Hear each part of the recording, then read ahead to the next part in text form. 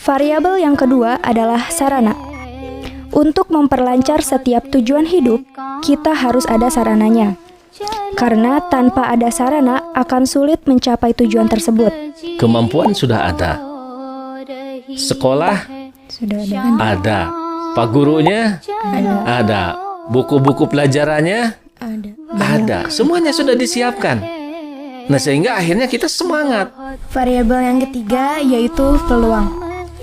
Kita harus pandai dan peka terhadap situasi dan kondisi lingkungan agar setiap peluang tidak terlewatkan. Masa mudanya tidak digunakan untuk menuntut ilmu, ya.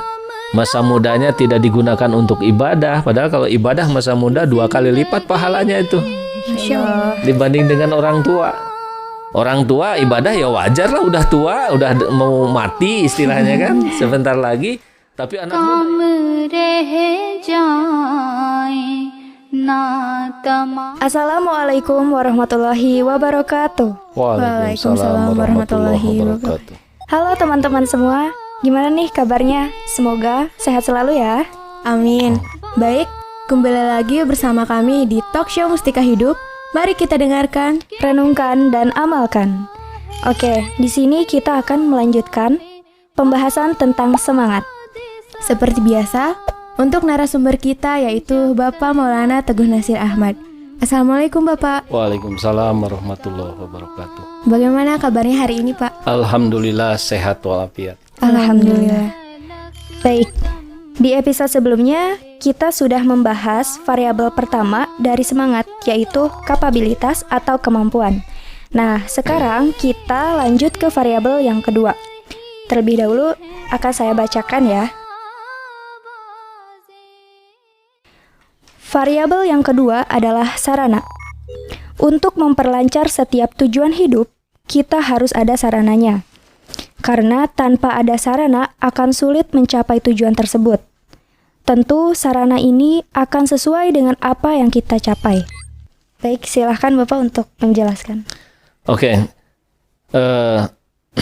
Variabel daripada semangat yang kedua yang akan kita bahas hari ini adalah sarana, ya. Jadi segala sesuatu juga perlu sarana gitu ya. Ketika kita memiliki sarana dalam mengejar cita-cita, dalam mengejar tujuan apa yang diinginkan, tentu itu akan menambah semangat ya. Kemampuan sudah ada tadi ya. Kemarin sudah dijelaskan. Kemudian sekarang sarananya. Nah, kemampuan didorong dengan adanya sarana, tentu ini akan lebih semangat lagi ya. Allah Subhanahu wa taala juga menciptakan kita manusia. Manusia disuruh untuk mencari ilmu oleh Allah Subhanahu wa taala. Bahkan banyak pahala-pahala yang akan diberikan oleh Allah Subhanahu wa taala kepada setiap orang yang melakukannya, artinya mencari ilmu itu. Nah, di dalam pencarian ilmu itu juga selain Allah taala sudah memberikan kemampuan dasar yang ada pada diri setiap manusia, Allah Subhanahu wa taala pun sudah memberikan sarananya. Jadi kita ini hidup ini tinggal melaksanakan gitu. Hanya kebanyakan orang tidak paham apa sih sarana yang disiapkan Allah taala untuk mendapatkan ilmu itu. Manusia, orang, bahkan mungkin kita ya, lebih berpikiran sarana itu ada duit gitu kan, ke masalah materi gitu. Padahal kalau kita pelajari ya untuk mendapatkan ilmu saja itu ya, bagaimana Allah Ta'ala menciptakan sarana. Jadi ada 4 ya, Allah Ta'ala itu menciptakan sarana untuk supaya kita ini mendapatkan ilmu. Dan insya Allah ini akan dibahas lebih luas di dalam ilmu ya, keilmuan nanti. Nah, jadi ini gambaran garis besarnya saja satu ya. Allah Ta'ala itu memberikan indera. Jadi indera ini adalah alat untuk menyerap ilmu-ilmu. Ya, seperti apa? Mata, telinga, lidah, hidung, kulit, ya, otak dan hati. Jadi ada 7, semua itu adalah untuk menyerap ilmu. Jadi makanya Allah Ta'ala itu tinggal memerintahkan saya, carilah ilmu. Ya. Mencari ilmu itu wajib dan sebagainya, ya. Karena Allah Ta'ala sudah memberikan sarananya. Nah, kalau kita tidak mempergunakan sarana ini, berarti kita tidak mensyukuri. Banyak orang yang tidak mau mempergunakan. Karena apa? Tertumpu kepada sarana itu, aduh saya tidak mampu, saya tidak punya duit, gitu kan? Nah, jadi banyak cara untuk mendapatkan ilmu di zaman sekarang ya, banyak sekali ya. Guru juga banyak sekali, tempat bertanya banyak sekali ya. Bagi orang yang mampu bisa membeli HP, ya, alat-alat elektronik sekarang itu sumber ilmu banyak di situ. Nah, kemudian Allah Subhanahu wa taala juga bukan hanya memberikan sarana sebagai penyerapnya saja, gitu kan? Tetapi apa yang akan diserap, ya? Apa saja yang akan diserap itu? Artinya objek untuk mendapatkan ilmu itu apa saja? Ya, termasuk satu manusia, gitu kan? Manusia, kemudian binatang, tumbuh-tumbuhan, kosmis, protozoa, molekuler, dan atomis. Itu semuanya adalah objek yang akan diserap nanti akan menjadi ilmu.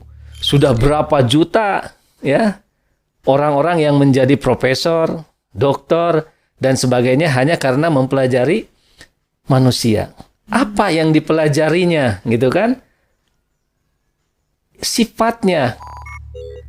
Sifat-sifatnya. Jadi dari manusia ini persiapan, lahir, berkembang, diam, sakit, ya, perubahan atau metamorfosa. Jadi itu dipelajari dari sifat-sifat manusia, dari sifat-sifat benda-benda yang diciptakan oleh Allah Subhanahu wa taala, dan akan muncullah nanti keilmuan. Ya. Saya kira kalau dibahas nanti sekali lagi tentang keilmuan ini ya akan luas. Dan yang keempat, aspek dalam kehidupan. Ya. Aspek dalam kehidupan juga ini adalah merupakan sarana untuk mendapatkan ilmu. Di antaranya apa? Ekonomi, sosial, politik, pendidikan, agama, budaya, hukum. Ya. Jadi segala ilmu yang dipelajari dari tubuh manusia, dari yang disebutkan tadi gitu ya, itu berhubungan dengan kehidupan, aspek-aspek dalam kehidupan. Nah, jadi itu semua adalah sarana yang diciptakan oleh Allah Subhanahu wa taala supaya manusia itu melek gitu kan. Manusia ini berkarya. Dan itu intinya semuanya apa? Sarana itu diciptakan oleh Allah Subhanahu wa taala untuk jalan jembatan supaya kita mengenal akhirnya kepada Sang Pencipta. Gitu ya. Itu. Jadi, maka dengan demikian karena kita akan bertemu dengan Sang Penciptanya, Sang Pemiliknya, tentunya akan semangat sekali. Nah, sarananya itu tadi. Nah, jadi dalam segala hal pun itu kita perlu sarana. Seperti contoh kecil di kalian sekolah ya, di Al-Wahid. Nah, kemampuan sudah ada. Sekolah sudah ada. Pak gurunya ada. Buku-buku pelajarannya ada. Semuanya sudah disiapkan. Nah, sehingga akhirnya kita semangat. Coba, kita punya kemampuan. Sekolahnya tidak ada. Sarana-sarana yang disebutkan tadi tidak ada. Bagaimana? Kurang semangatnya. Walaupun belajar bisa saja di mana saja ya. Tetapi berbeda. Orang yang sekolah dengan orang yang tidak sekolah di dalam menuntut ilmu itu. Walaupun ada yang berhasil ya. Secara individu, perorangan itu tanpa sekolah bisa aja. Itu tergantung dia bagaimana memahami daripada sarana itu. Dan dia menggunakannya. Menggunakan kemampuan, memanfaatkan sarana-sarana yang ada. Nah, inilah semangat akan timbul, akan bergejolak ketika kemampuan didorong dengan sarana. Oh, jadi bisa disebutkan bahwa apapun yang ada di sekitar kita itu dapat diserap oleh indera kita atau sarana itu ya, Pak? Iya. Jadi apapun yang ada di muka bumi ini adalah merupakan sarana yang memang sudah diciptakan oleh Allah Subhanahu wa taala, yang intinya hakikatnya semua ini diciptakan supaya kita akhirnya mengenal kepada Sang Pencipta. Itu. Nah, itu yang variabel kedua dari semangat. Nah, sekarang silakan variabel yang ketiga. Oke, baik. Variabel yang ketiga yaitu peluang. Kita harus pandai dan peka terhadap situasi dan kondisi lingkungan agar setiap peluang tidak terlewatkan, terutama peluang-peluang yang memang sesuai dengan yang kita inginkan. Allah Subhanahu wa Ta'ala menciptakan bumi dan langit beserta isinya adalah untuk manusia. Ini adalah merupakan peluang hidup. Sayangnya, kebanyakan manusia tidak mau mentafakuri dan memanfaatkannya dengan sebaik-baiknya. Oke, sampai di situ saja ya. Nah, jadi variabel yang ketiga untuk menimbulkan semangat ini kita memahami dan memiliki peluang ya. Nah, ini juga sama masalahnya. Banyak orang yang tidak memahami peluangnya itu ya. Peluangnya itu, aduh saya tidak bisa sekolah sehingga saya tidak belajar. Jadi menurut mereka itu yang pendek pikirannya bahwa peluang belajar itu di sekolah. Gitu kan? Untuk mendapatkan ilmu atau untuk mendapat apa saja gitu kan, hanya di satu tempat itu. Padahal kalau kita kembali kepada firman Allah Subhanahu wa Ta'ala yang ada di dalam Al-Quran surat Al-Mulk ayat 16, A'udzubillahi minasyaitonirrajim. Huwallazi ja'ala lakumul ardo zalulan famsu bimanakibiha wa kulu mirizkihi wa ilaihin nusyur. Dialah yang telah menjadikan bagi kamu bumi sebagai hamparan. Maka berjalanlah di berbagai penjurunya. Maka berjalanlah di berbagai penjuru bumi itu, gitu kan? Nah, jadi sarananya sudah diberikan semua anggota tubuh kita untuk menyerap itu, gitu kan? Peluangnya pun sudah diberikan oleh Allah Ta'ala, yaitu dengan menciptakan alam raya ini, bumi dan langit ini. Jadi, famsu fi manakibiha. Berjalanlah engkau di sampai ke penjuru-penjurunya. Jadi nggak ada istilah tidak ada peluang. Bumi ini adalah untuk berkarya. Di bumi ini juga kita bisa beribadah. Ya, macam-macam ibadah itu menuntut ilmu, beribadah secara khusus, sembahyang dan sebagainya gitu kan. Itu semuanya adalah diberikan oleh Allah Subhanahu wa Ta'ala untuk manfaat manusia. Kulu mirizki, makanlah daripadanya.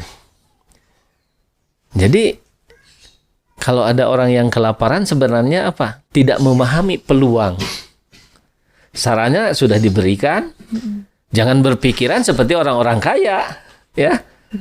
Saya nggak punya mobil, saya nggak punya alat, saya nggak punya perkakas untuk berbuat sesuatu. Kita masih punya tangan. Betul. Ya, masih punya tangan. Sekarang di kita masih banyak orang yang punya sawah.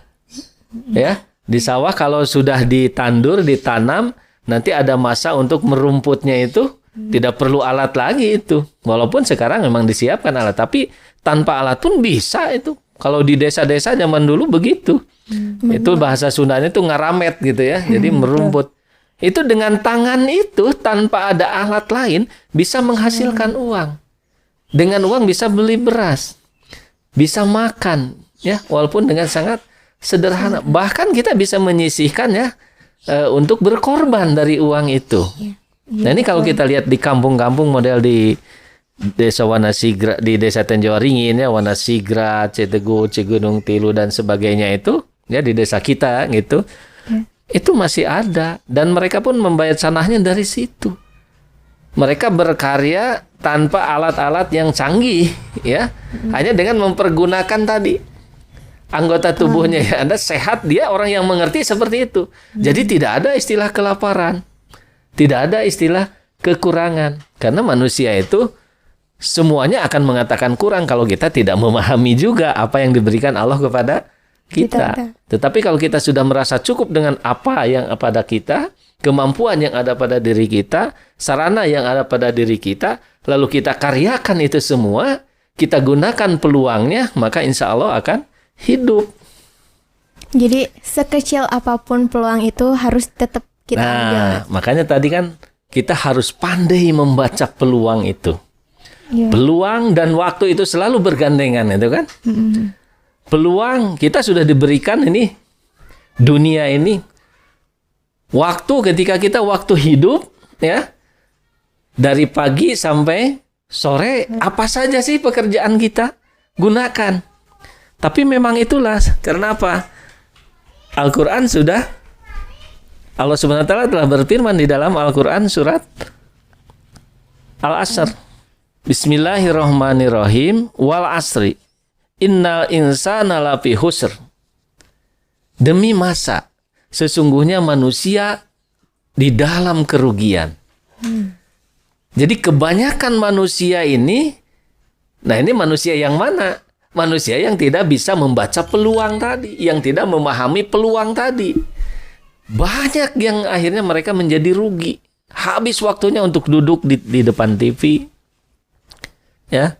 Tidak berusaha. Tidak mau berusaha, tidak mau mempergunakan kemampuannya yang ada, gitu kan? Iya. Akhirnya banyak model sekarang musim COVID ini, banyak orang yang terjebak dengan ujian COVID ini.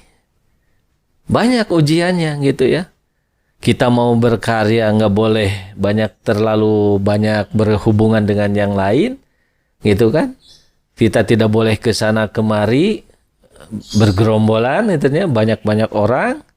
Nah ini tentunya kita kan diberikan akal tadi, ya, ada sarana akal ini. Nah, coba gunakan akal kita ini.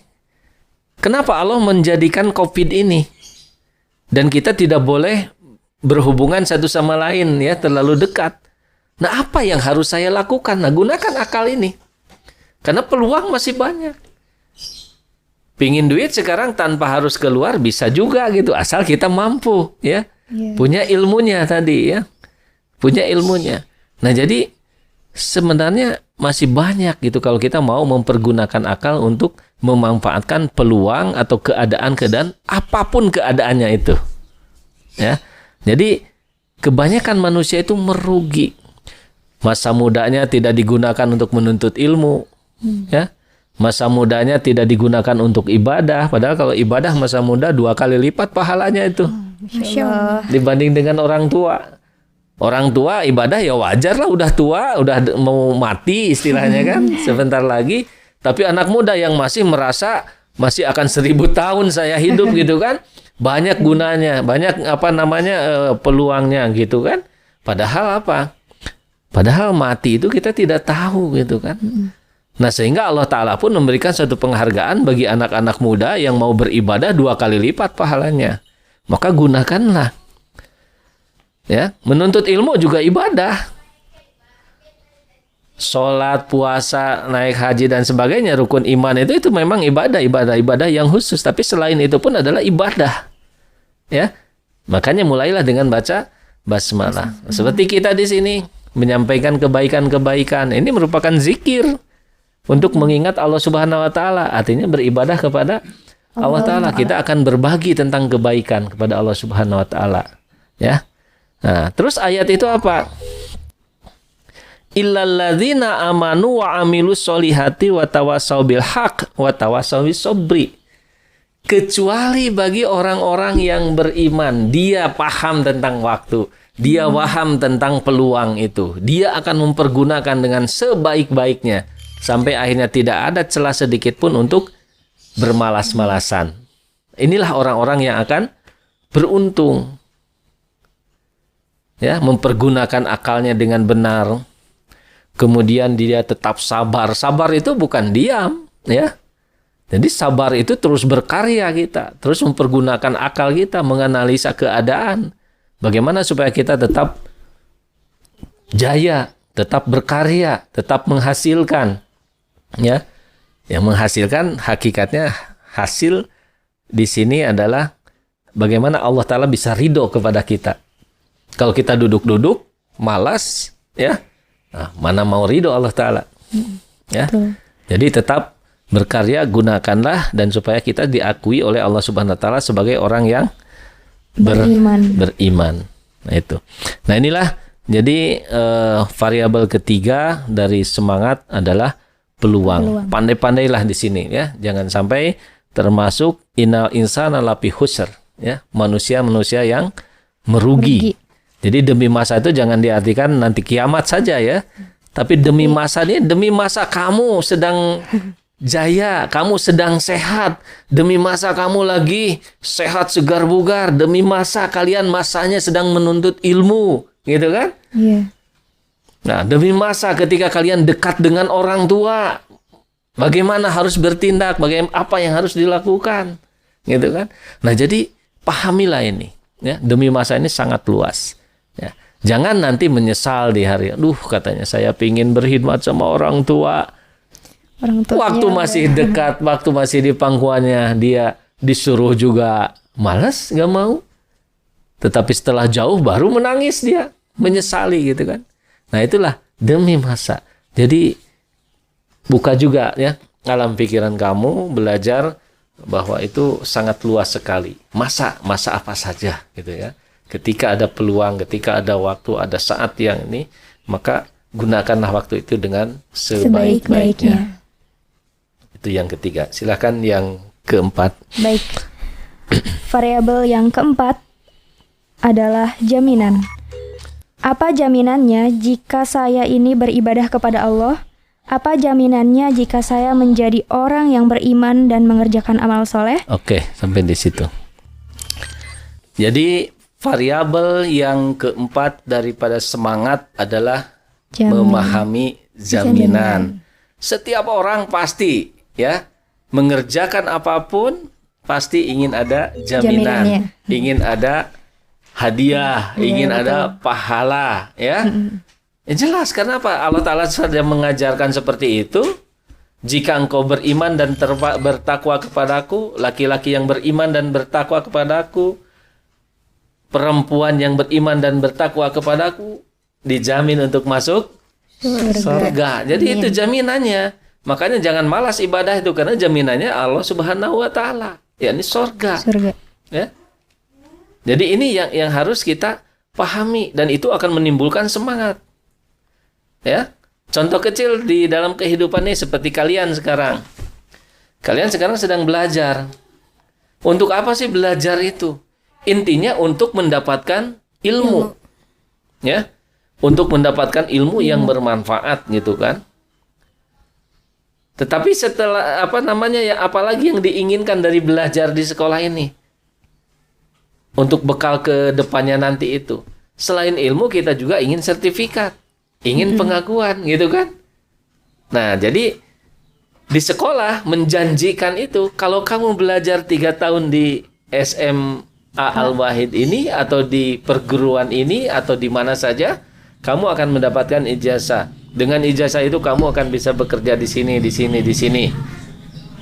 Walaupun intinya, hakikatnya kita ini hanya untuk mendapatkan ilmu dan kita supaya mengenal Allah Subhanahu wa Ta'ala. Tetapi efek dari itu Allah Ta'ala akan memberikan jaminannya, hal-hal yang lain yang bermanfaat untuk dalam kehidupan kita. Nah jadi ingin jadi dokter itu kan, makanya kita semangat karena sekolah ini saya akan jadi dokter. Nah, ingin jadi tentara, saya sekolah ini ingin bakal jadi tentara gitu kan. Nah ini jadi harus dijalani perjalanannya itu. Tapi kita harus benar-benar tahu bahwa di balik itu ya, di balik itu ada jaminan bahwa kita akan mendapatkan apa yang kita cita-citakan. Itu jaminan. Nah sekarang bagaimana jaminan kita sebagai umat Islam? Kita beriman kepada Allah dan kepada nabinya, ya. Ternyata